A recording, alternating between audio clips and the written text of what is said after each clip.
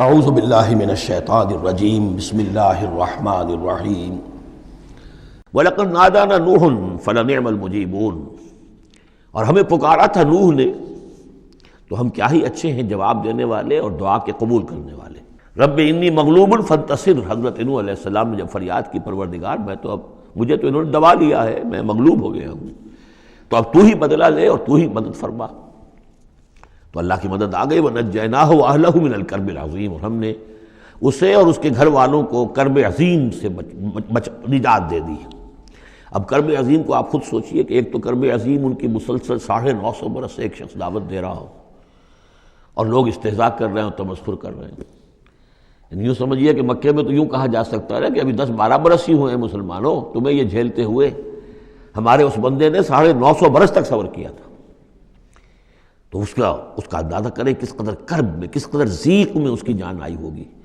جیسے کہ ہم دیکھتے آ رہے ہیں کہ حضور کی جان جس طرح ضیق میں آ گئی تھی کہ ان کے اوپر گویا کہ لوگ عزت کر رہے ہیں، دکھائیے کوئی معجزہ، آپ رسول ہونے کا دعویٰ کرتے ہیں تو ایسا ہی معجزہ دکھائیے جیسے موسیٰ نے دکھائے، جیسے عیسیٰ نے دکھائے۔ اور ادھر سے اللہ تعالیٰ کا فیصلہ یہ ہے کہ کوئی ایسا حصی معجزہ ہم نہیں دکھائیں گے۔ تو چکی کے 2 پارٹوں کے درمیان محمد الرسول اللہ صلی اللہ علیہ وسلم آئے ہوئے۔ یہ تو سورہ انعام جو اس کا کلائمیکس ہے اس موضوع کا، اس عنوان کا، وہ پڑھ چکے ہیں۔ کرب عظیم پھر وہ بھی ہے کہ جب وہ بارش آئی ہے اور طوفان آیا ہے تو اب اس وقت بھی تو جو ہلچل مچی ہوگی اس کا آپ اندازہ کیجیے، کیا بھاگ دوڑ ہوئی ہوگی، کہاں کہاں لوگوں نے جان بچانے کی کوشش کی ہوگی۔ یوں ہی تو نہیں ہو گیا کہ بس آنے واحد کے اندر وہ سب کے سب غرق ہو گئے۔ تو کرب عظیم جو اس وقت ہوا ہے، یوں سمجھیے کہ ایک قیامت صغریٰ ہو گئی ہوگی۔ یا ایھا الناس اتقوا ربکم ان زلزلۃ الساعۃ شیء عظیم، تو اس کا کچھ نہ کچھ عکس تو اس وقت ہوا ہوگا نا۔ تو اس کرب عظیم سے ہم نے ان کو بچا لیا۔ وجعلنا ذریتہ ھم الباقین، یہ آیت بہت اہم ہے حکمت قرآنی اور فلسفہ قرآنی کے اعتبار سے۔ اور ہم نے بنا دیا اسی کی اولاد کو باقی رہنے والا۔ اس سے یہ ثابت ہوتا ہے، یہ ایک اسلوب حصر ہے کہ حضرت نوح کے بعد پھر کسی اور شخص کی نسل دنیا میں چلی نہیں۔ یعنی یہ کہ ان کے ساتھ 72 تھے، 80 تھے، کتنے نہیں تھے۔ ایک جگہ قرآن میں یہ بھی آیا ما آمن معہ الا قلیل، سوائے چند لوگوں کو ایمان نہیں لایا۔ اور گمان یہی ہے کہ یا تو حضرت نوح علیہ السلام اور ان کے 3 بیٹے اور ان کے اہل خانہ، اور ممکن ہے کہ ایک بیوی تو پیچھے رہ گئی، غرق ہونے والی تھی، لیکن کوئی اور بیوی ان کی ہو کہ ان کے ساتھ ہو، اور باقی یہ کہ ممکن ہے ان کے جو کچھ ملازم ہوں گے، خادم ہوں گے، بس۔ اور میرا یہ خیال ہے کہ ان پر کوئی ایمان نہیں لایا۔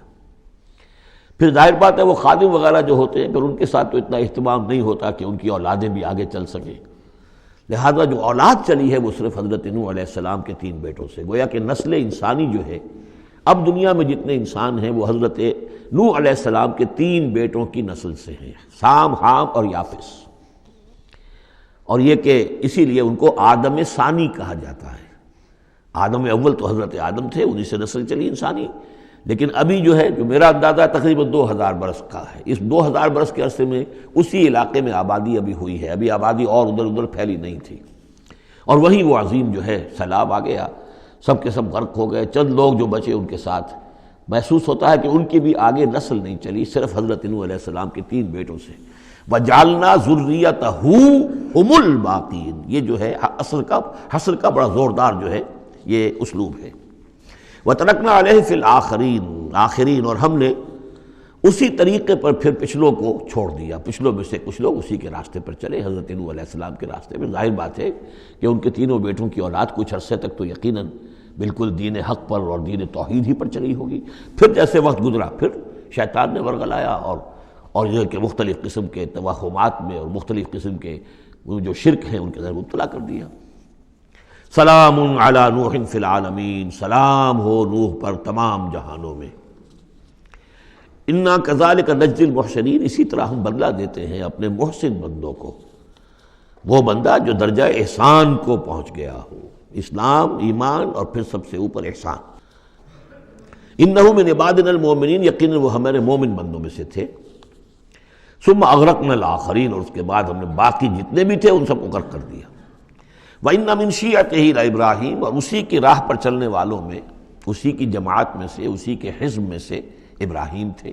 یعنی یہ کہ جو نسل چلی ہے آگے تو حضرت ابراہیم بھی جو اٹھے ان کی حضرت سام کی اولاد میں سے، حضرت سام کی اولاد میں قوم عاد بھی ہے، اسی میں پھر قوم سمود بھی ہے، اور بھی اقوام ہیں سیمیٹک ریسز جتنی بھی ہیں، لیکن یہ کہ شہر ار میں جو موجودہ جو عراق ہے اس کے بہت جنوبی علاقے کے اندر یہ شہر تھا جس کے اب کھنڈرات برآمد ہوئے ہیں، وہاں حضرت نوح علیہ السلام، حضرت ابراہیم علیہ السلام کی پیدائش ہوئی، اور وہ حضرت ابراہیم حضرت نوح ہی کے طریقے پر توحید پر چل رہے ہیں۔ اس جا ربہ بقلب سلیم، جبکہ وہ اپنے رب کی طرف متوجہ ہوا قلب سلیم کے ساتھ۔ اب یہاں وہ حکمت سمجھ لیجئے کہ میں نے جو بارہ عرض کیا ہے کہ ایک فطرت سلیمہ اور ایک عقل سلیم، یہ دو چیزیں ہیں، اور فطرت کا تعلق چونکہ روح سے ہے اور روح کا مسکن قلب ہے، تو آپ اسے فطرت سلیمہ کہیں یا اسے قلب سلیم کہیں، وہ ایک ہی بات ہے۔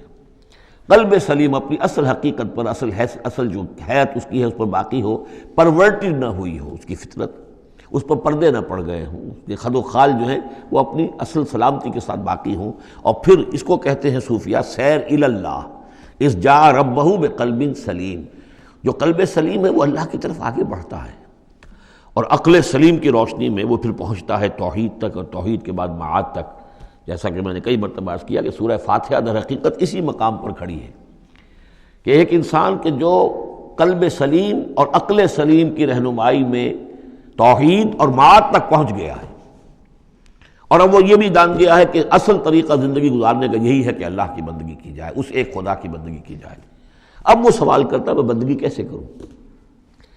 جیسے میں نے آپ کو بتایا مکے میں ایسے لوگ موجود تھے، حضرت سعید ابن زید جو ہیں کہ جو بہنوئی تھے حضرت عمر بن الخطاب کے رضی اللہ تعالیٰ عنہ کے جو والد تھے زید، وہ موحد تھے، اور کعبے کے پردے پکڑ پکڑ کر دعا کیا کرتے تھے کہ اللہ میں صرف تجھے پوجنا چاہتا ہوں، تیری بندگی کرنا چاہتا ہوں، لیکن نہیں جانتا کیسے کروں۔ ظاہر بات ہے، اس لیے اہدنا الصراط المستقیم، یہ ہے اصل میں سورہ فاتحہ کا جو نظم ہے کہ وہاں تک تو پہنچ گئے، الحمدللہ رب العالمین الرحمن الرحیم مالک یوم الدین ایاک نعبد، یہاں تک تو انسان پہنچ گیا، لیکن اب بندگی کیسے کریں؟ ایاک نستعین اہدنا الصراط المستقیم، اس بندگی کے لیے تیری مدد چاہیے، توفیق بھی تیری ہو اور ہدایت بھی تیری جانب سے ہو، دو چیزیں ہمیں ملیں گی تو ہم تیری بندگی کا حق ادا کر سکیں گے۔ اذ جاء ربہ بقلب سلیم، صدق اللہ العظیم۔